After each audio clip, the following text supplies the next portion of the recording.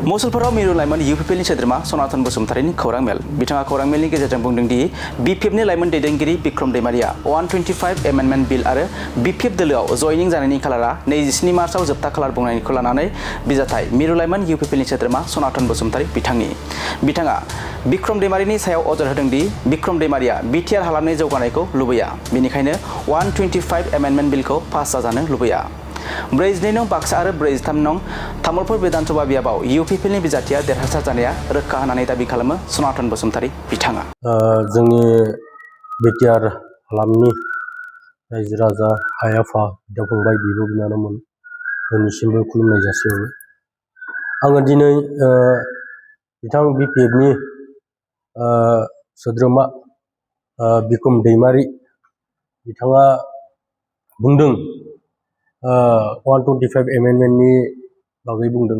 बिथाङा केम्पेनिं खालामनायखौ बुंदों जेनेबा दिनै 125 एमेन्डमेन्ट बिलखौ बिथाङा लुगैया नामा माने जोंनि बिटिआरखौ जौगानायखौ लुगैया नामा दिनै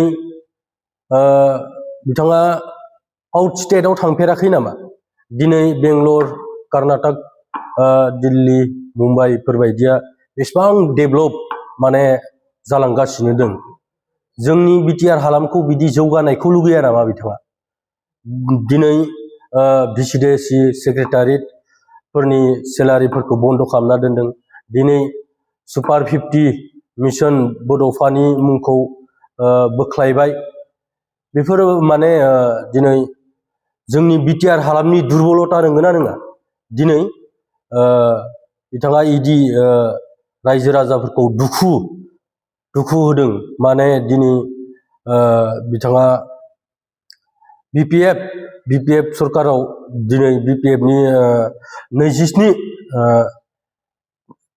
मार्चआव बिथाङा लास्ट डेट बुंदों बिपिएफआ जइन लानायखौ दिनै बेबायदि सोरखौ बुंनो हाखौ बे सोर जइन जागोन बिसोरजों दिनै बिदि हारिनि गाज्रि खामानि मावनाय आरो दिनै रायजो राजानि जौगाथायखौ होबथानायाव सोर जइन जागोन बिसोरजों जों इउपिपिएलआव लास्ट 9 एप्रिल खालि 9 एप्रिल खालि भट थुगोन अब्लासिमबो जोङो जइनखौ लाबाय हागोन जेसेबां रायजो राजाफोर दङ जोंजों जइनखौ जाफैनो हागोन दिनै बिथांनि 27 मार्चआव जइन जानायनि बाथ्रा बुंदों बिथाङा लास्ट डेट जेनेबा सोर जइन जागोन बिसोरजों बिथाङा मा सानदों दिनै जोंनि 42 नं बाक्सा एलएसियाव एनडिए हिसाबैथ' जोंनियाव केन्डिडेटआ सिगांबो मनेस्वर ब्रह्म बिथाङा 10 बोसोर एमएलए जाखांबाय दिनैसिम माने जोंनि बै बाक्सा एलएसियाव हाबफैनानै दिनै मोसौ खुन्थि दोंसे होफैनायनि दिनै रेकर्ड गैया खामानि दामानि मावनायनि रेकर्ड गैया बिथांनो सोर रायजो राजाफोरा भट होनो दिनै राकेश ब्रह्म सारखौ नाय खामानिनिनो फाग्ला ओरैबायदि खामानि मावबाय दिनै मुसलपुर समष्टिया जोंगा मागा दिनै मुसलपुर समष्टिनि सारा राकेश ब्रह्म सारा बिथाङा एमसिएलएबो जाखांबाय इएमबो जाखांबाय दा एमसिएलएबो जानानै दं बिथाङा आरो जों बेबाराव लकेल लिडार हिसाबै लकेल एमएलए हिसाबै बिथांखौ जोङो मोननो थांगासिनो बाक्सा हिसाबै जोंनिया कक्लाबारि आरो जोंनि मुसलपुर समष्टि आरो बिखिजा दिहिरा समष्टि बागानपाराबो एसे बेबायदि जोंनिया गोलैयो गासिबनिबो बर' बा गुबुन जाथिनि रायजो राजा 26टा जनगोष्ठीनि रायजो राजा नोंथांमोनखौ आं खावलायो दिनैनि दिनाव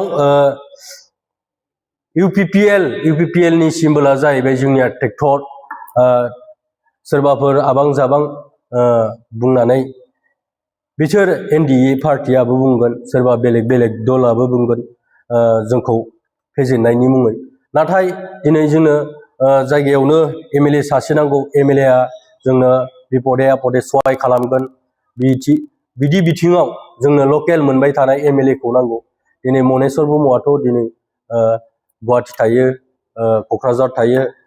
बिथांखौथ' लोगोखौनो मोना रायजो राजाफ्रा। दिनै भट नांगौखाय बिथाङा फैनो हागौ, गामि गामि मिटिं खालामफैनो हागौ, आथिं आखाइ हमफ्लानानै खुलुमफ्लानानै बिथाङा भट बिनो हागौ। नाथाय जोंनि बेयाव राकेश ब्रह्म सारनि अनगायै देरहानो हानाय रावबो माइकेला गैया। बेयाव माइकेला उजियाखै, जों बेखौ बुङो। आरो आङो तामुलपुर कनस्टिटिउन्सिनि बाथ्राखौबो बुङो। आङो दिनै तामुलपुराव UPPL हिसाबै जोंनिया प्रमद सार दङ, सुजित दैमारि स्पिकार आसामनि। बिथाङा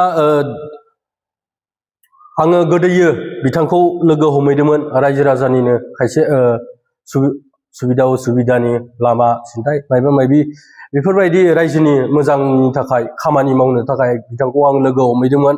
बिथाङा लोगोल' हमो, खामानि दामानि हरा। दिनै तामुलपुराव बिथाङा केन्डिडेट जानो होननानै फैदों। बै तामुलपुरनि गासै रायजो राजाखौ आङो खनसे गोसोखांहोनो लुगैदों।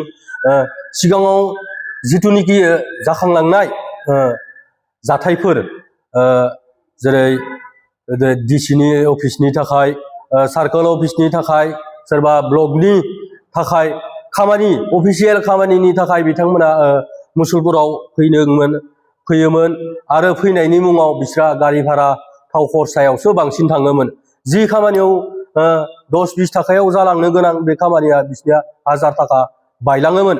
बे बेलायाव दिनै प्रमद बर' सारा तामुलपुर जिल्ला बानायबाय।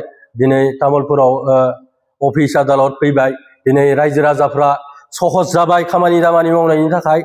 बे खामानि दामानि मावनायनि थाखाय अफिसियेल खामानि, जायखिजाया खामानिखौनो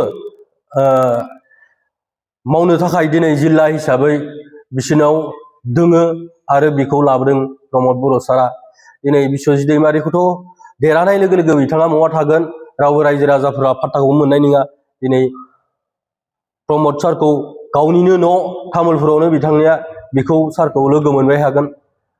बे तामुलपुर रायजो राजाफ्रा, तामुलपुरनि जिथु 26टा जनगोष्ठीनि रायजो राजाफोर दोङो, बिथांमोनखौ आं गुरैयै खावलायहरो, प्रमद बर' सारखौनो नोंथांमोना देरहासार खालामना ला।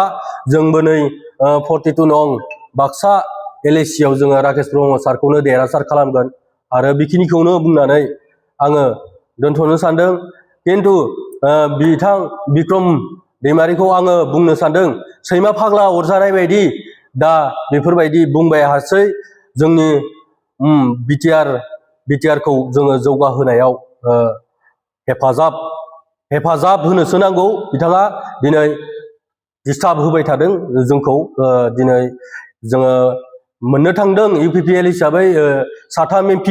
बिथाङा बुंदों MPखौबो ओजों थांनानै माने जिरायना थाहैसिगोन।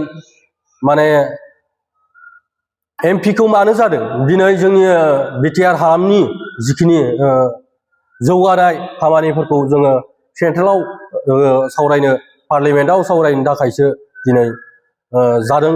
आरो 125 एमेन्डमेन्ट बिलआ जोंनिया पास जागोन।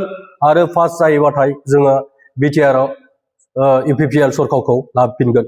गोजोन्थों।